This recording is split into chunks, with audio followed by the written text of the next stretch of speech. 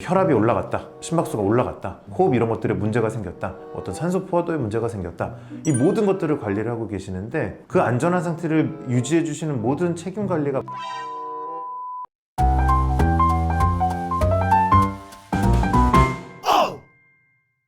안녕하세요, 정선비 정한울입니다. 제가 오늘 말씀드릴 내용은 부강아간면외과 의사로서 우리가 양악수술을 시행하는 데 있어서 밀접한 관계가 있는 여러 과들이 있어요. 가장 밀접하다고 볼 수 있는 과들 중에서 제일 1번인 마취과, 전신마취를 해야 되기 때문에 구강아간면외과 관련 있는 마취과의 중요성, 어떤 역할, 양악수술에서의 어떤 포지션인지 이런 것들에 대해서 간단히 말씀을 드려보도록 하겠습니다.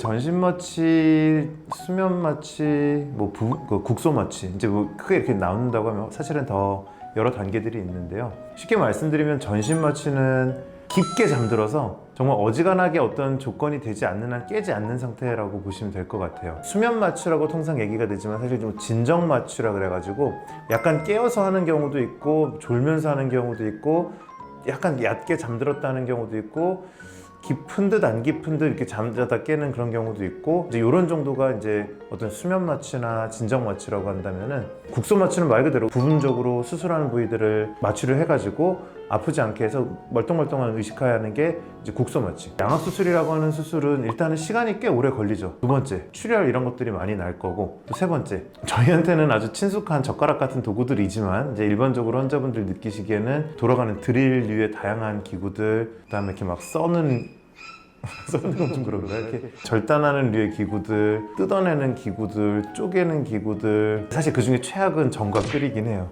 이게 진짜 최악이거든요. 이제 이런 다양한 기구들이 들어가는 데 있어서 환자분들이 통상적으로는 견디기가 쉽지는 않죠. 막연히 머릿속에 다양한 생각도 드시고, 궁극적으로 그런 것들 때문에 환자분께서 수술하다가 움직이신다 이러면 이제 또 대형 사고가 나기 때문에 전신마취 하에서 하는 게 가장 안전하고요.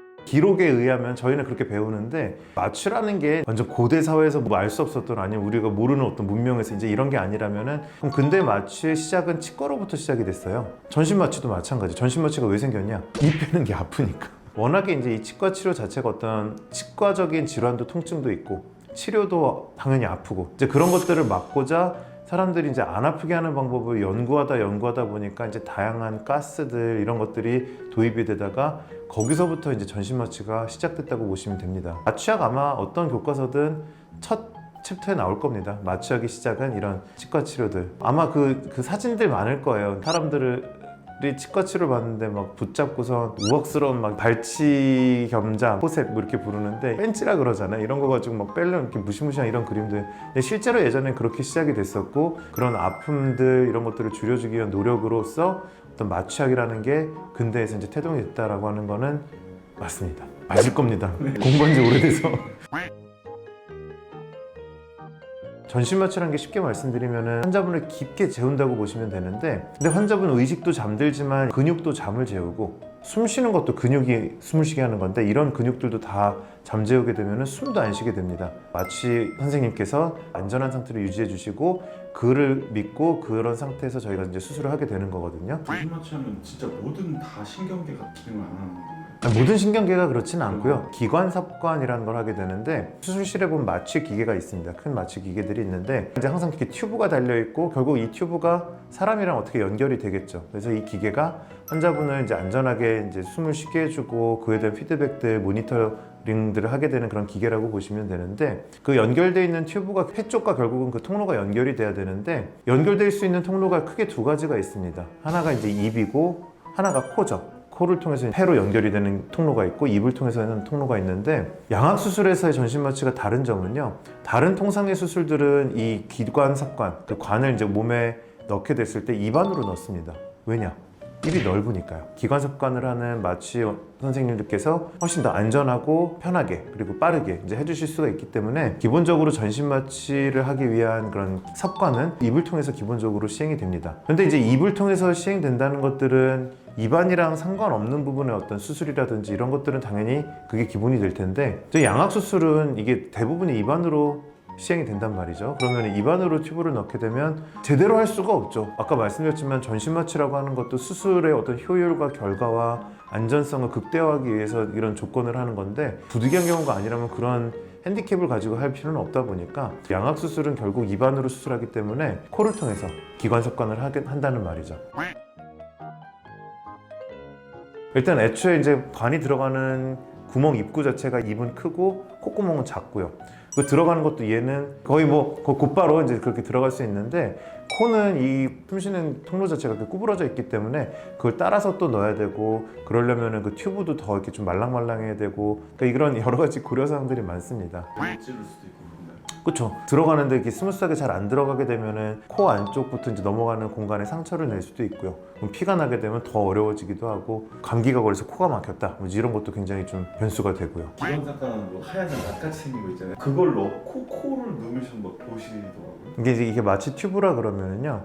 기도는 혀 뒤를 통해서 이제 이렇게 들어가는 통로가 하나가 있을 거고 코를 통해서 콧구멍 안쪽으로 해가지고 이렇게 휘어져서 들어가서 결국 목구멍에서 만나서 기도는 어쨌든 하나니까요. 여기 들어가는 거는 결국은 입으로 들어가든 코로 들어가든 목구멍을 거쳐서 이제 섭관을 하기 때문에 나처럼 생긴 기구가 있어요. 그 라링고스코피라 그러는데 코로 넣을 때는 이미 코로 어느 정도 커브를 따라서 목구멍까지 나오도록 해놓고 그 다음에 다시 입을 벌려서 이제 기구를 조절해서 기도에다가 정확하게 넣는 거죠. 튜브가 코든 입이든 통해서 결국은 기도로 들어가야 되기 때문에 이 장비들은 필요합니다.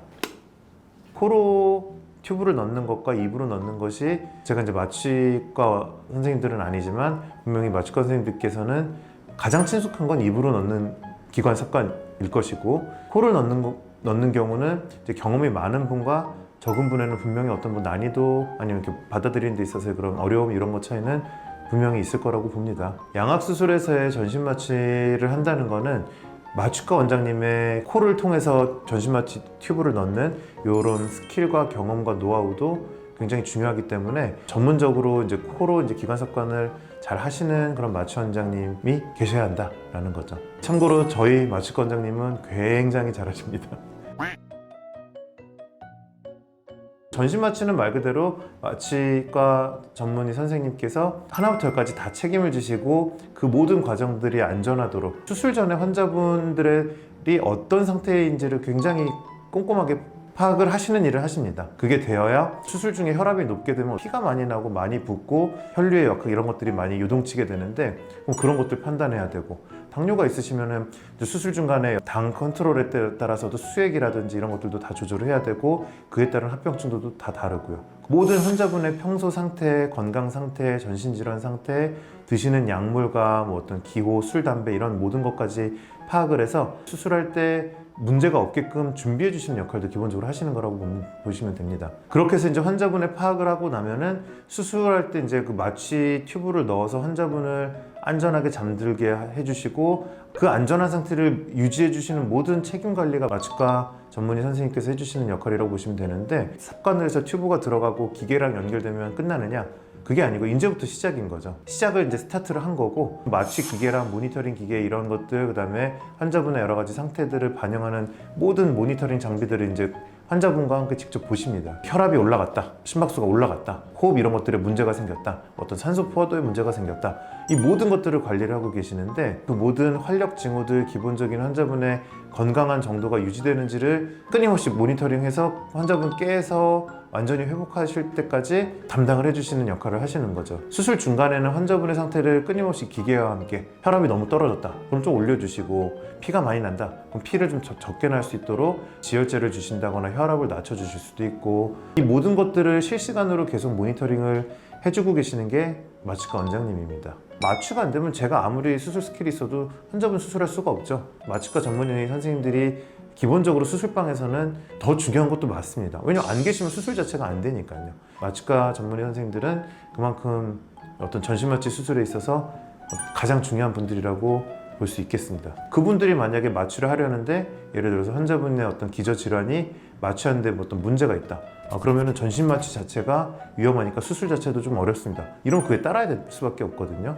그만큼 환자분들의 안전을 가장 최전선에서 관리해 주시는 중요하신 분들이라고 보시면 될 것 같습니다. 특히나 양악 수술의 특징은 입안으로 수술하는데 뼈 수술이다 보니까 피가 많이 납니다. 잘 마취를 해주시는 마취과 전문의 선생님들께서는 수술할 때 어떤 피가 덜 나는 환경들도 만들어 주실 수가 있습니다. 수술 중에 피를 덜 나게 해주실 수 있고 그 결과는 굉장히 크죠. 기본적으로 저희가 수술할 때 있어서 시약고가 되니까 정교한 수술들이 가능해지고 또 빠르게 진행되고 피가 안 나다 보니까 더 안전하게 할 수 있고 출혈량, 실혈이라고 정확히 표현을 하는데 실혈량도 줄고 그렇다면 몸 회복도 도움이 되고 수술 시간도 줄어들고 굉장히 사실은 중요한 부분인데 이것도 제가 이렇게 쉽게 말씀드렸지만 환자분의 어떤 혈압을 마음대로 이렇게 조절한다는 거 이런 것들이 결코 간단한 일이 아니거든요. 근데 이걸 잘 해주시는 마취과 전문의 선생님들께서는 굉장히 수술에 큰 도움이 되고 환자분께도 굉장히 큰 도움이 됩니다.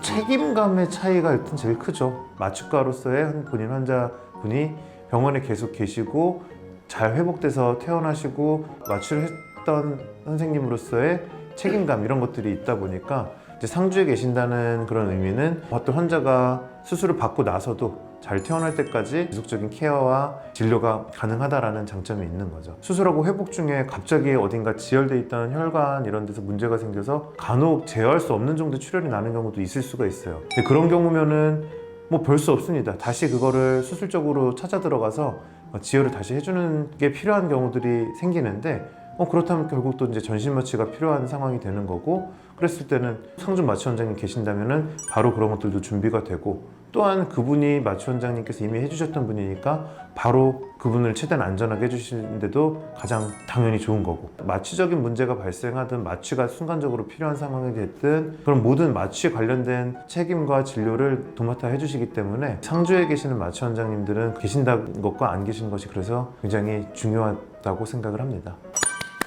네, 그래서 오늘은 구강암면외과 관련 있는 여러 과들 중에서 마취과의 중요성과 그 역할에 대해서 간단히 말씀을 드려봤습니다. 영상이 도움이 되셨다면 구독과 좋아요 부탁드릴게요.